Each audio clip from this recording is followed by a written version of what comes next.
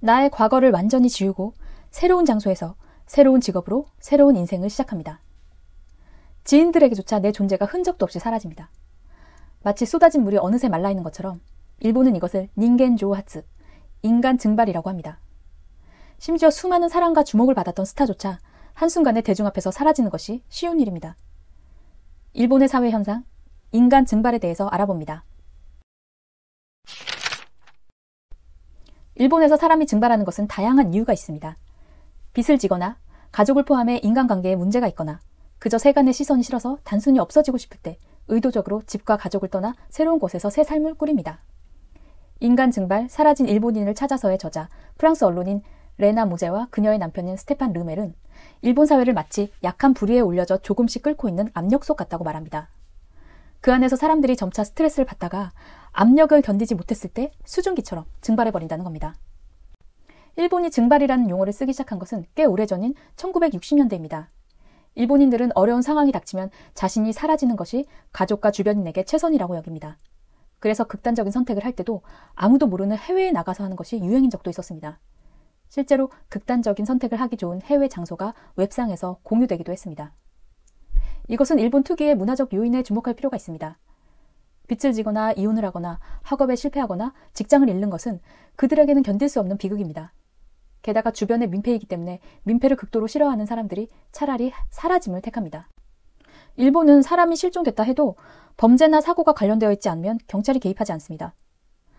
또한 개인 프라이버시가 매우 중요하기 때문에 사라져도 쉽게 찾을 수가 없습니다. 가장 가까운 가족조차도 가족과 관련된 CCTV를 보거나 생존 신호인 은행 거래나 휴대폰 위치 추적, 데이터조차도 볼 수 없기 때문에 실종자를 추적하는 건 거의 불가능합니다. 한 해 일본에서 증발하는 사람들은 대략 8만 명에서 10만 명 정도 된다고 합니다. 몰래 도망가버리는 사람이 증가하자 이를 돕고 비용을 받는 회사도 생겨납니다. 일명 야반도주 서비스라고 불리는데요. 그들은 사람들의 탈출 계획을 세워주고 비밀 장소에 임시주택까지 마련해줍니다. 서비스 비용은 고객의 재산, 숨고 싶은 물리적 거리, 실종할 예상 시기에 따라서 약 5만 엔에서 30만 엔까지 다양합니다. 자녀를 데리고 가거나 채권자로부터 최대한 숨어야 하는 조건이 붙으면 비용이 훨씬 증가합니다. 평균적으로 한 회사가 연간 100명에서 150명의 사람들에게 의뢰를 받고 이들을 숨겨준다고 합니다. 실제로 야반도주 서비스 회사 홈페이지에 들어가 보니 과연 주도 면밀합니다. 이삿짐을 옮길 때 쓰이는 차량은 눈에 띄지 않도록 로고가 없고 이삿짐 작업자들도 작업복을 입지 않고 보통 일반 옷을 입고 최대한 눈에 띄지 않게 조용히 나른다고 합니다. 게다가 작업의 특수성을 감안해서 365일 24시간 서비스 대응을 기본으로 하고 있고 상담 후에 최대한 6시간 안에 도주할 수 있는 빠른 시스템을 갖추고 있다고 자랑합니다. 간혹 가정폭력이나 스토킹 범죄에 대응하기 위해서 경호 서비스도 한다고 하니까 아주 작지만 일부분 순기능을 하는 것으로 보입니다. 앞서 말했듯 일본의 인간 증발은 유명인에게도 가능합니다.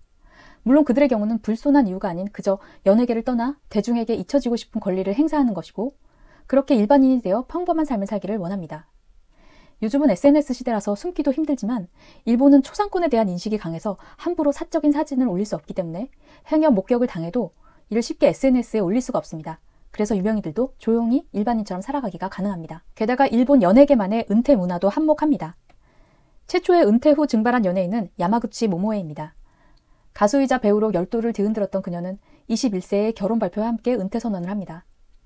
그녀는 부도칸 콘서트의 마지막 무대에서 새하얀 드레스를 입고 마이크를 내려놓고 제멋대로인 저를 용서해주세요. 행복하게 살겠습니다. 라는 대사로 전설의 은퇴 장면을 만듭니다.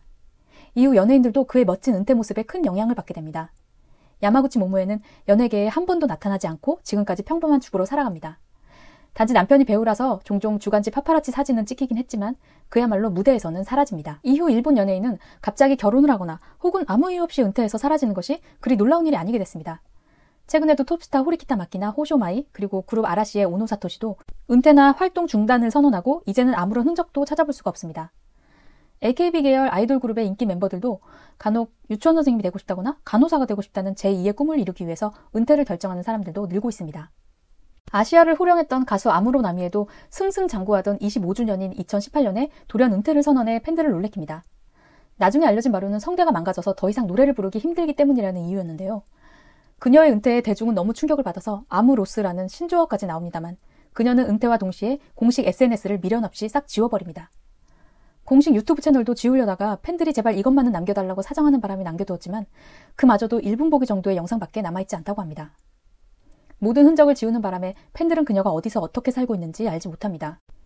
일본 교토 어딘가에 살고 있다고는 하는데 팬들은 그저 무소식이 희소식이겠거니 하고 잘 살기를 기원할 뿐입니다.